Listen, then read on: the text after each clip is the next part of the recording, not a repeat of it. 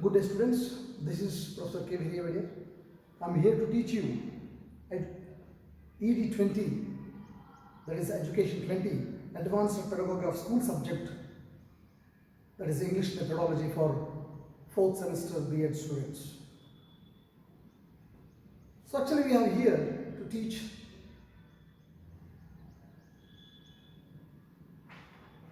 the 4 chapters respectively. One is called constructivism, that is our first chapter, and the second chapter is teaching learning materials, that is called TLM, and the third chapter is called individualized instruction, and the fourth chapter is called the modern evaluation practices. So we have some objects, this is called very objectives here, to teach students and make them to be a more confident, very reflective, and make very bright teachers of tomorrow. So the acquire of the knowledge especially, and about the basic concept of the constructivism, the very concept of the acquire knowledge of the 5 based lesson, because we have here 5 based lesson.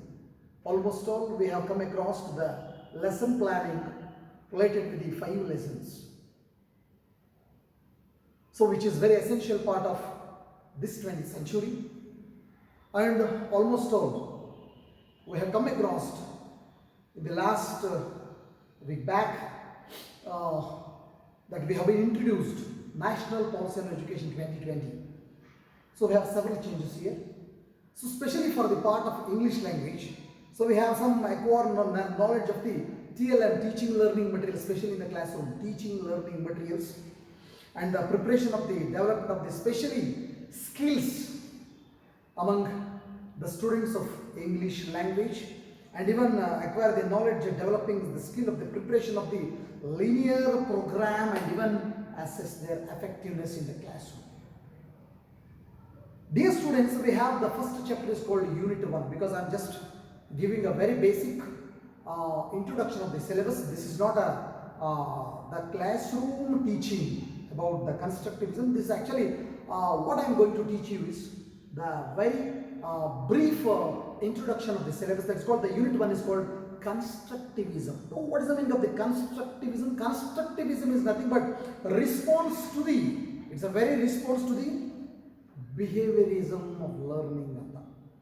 So we have the concept is called behavioristic theory. So even we can say that the constructivism is nothing but the recognize the learner's understanding as well as the knowledge based on the prior experience of the learner. That means it is nothing but assessing or recognizing or find out the knowledge as well as understanding of a learner on the basement of the very prior experience of a learner. So in this chapter, so we are going to study about the meaning of the constructivism and the definitions, characteristics, the principles, nature and importance. Because when we are introduced the same chapter in the classroom, very attention to the metacognition concept, especially in the classroom, metacognition concept. And say we have 3, the very important concept of the constructivism is called J and Piaget's. One is called Piaget's, and second one is called Vygotsky's, and the third one is called Bruner's. When we have something of J and Piaget's, we are calling as cognitive learning of constructivism. Whereas we have a concept of this very constructivism of Vygotsky, it's called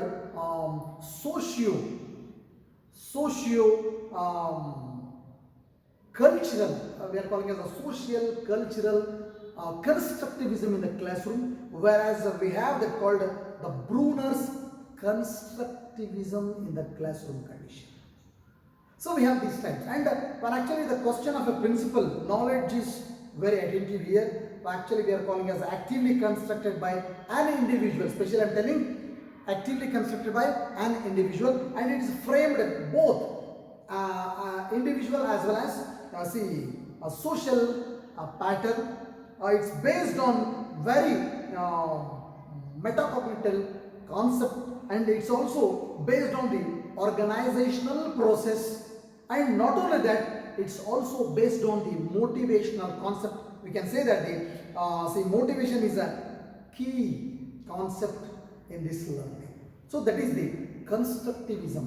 Well, actually it's a question of a constructivist approach to the English language, especially for secondary and higher secondary level. We have some approach that called constructivism is nothing but recognizes some learner's attention, knowledge, understanding, which is based on the prior experience of a learner before entering into the classroom. When we have a concept of the motivational, that is called in first phases of engaging. Just you are asking few questions, which is at least you are making an attention and you are making your concentration towards the students, and you are testing the very prior experience or the prior knowledge of the students, what actually the student is gained earlier before entering into the classroom. So this is all about the first part. And when we have the lesson plan, especially on the basement of the 5, we have something that's called engage, explore, explain or express, elaborate, and finally evaluation. The first called as engaging. You're making students to get engaged in an activity. You're making, for example, if you have an example of the soil erosion, then you ask the students to list out what are the very strong reasons for the soil erosion.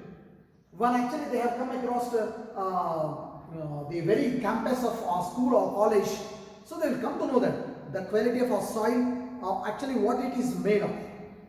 So these are the points, and you ask them to draw few pictures which are very related to the soil erosions.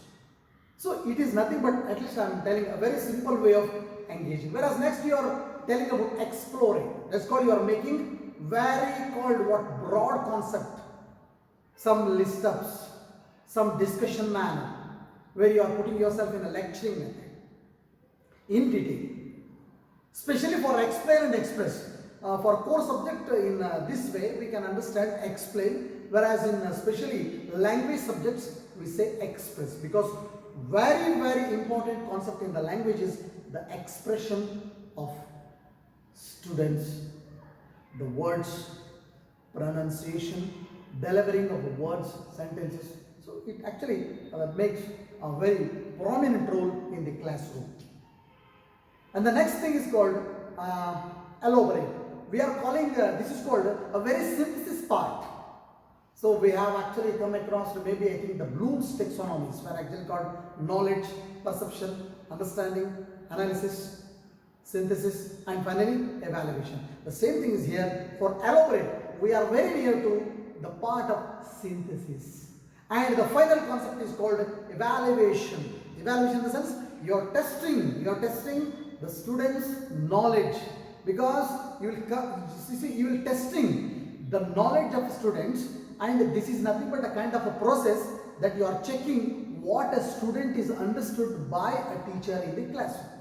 So this is the very fifth evaluation process. So this is all about the unit 1 constructivism. So in my next class I will discuss about the teaching learning material, that's called TLM, that is unit 2.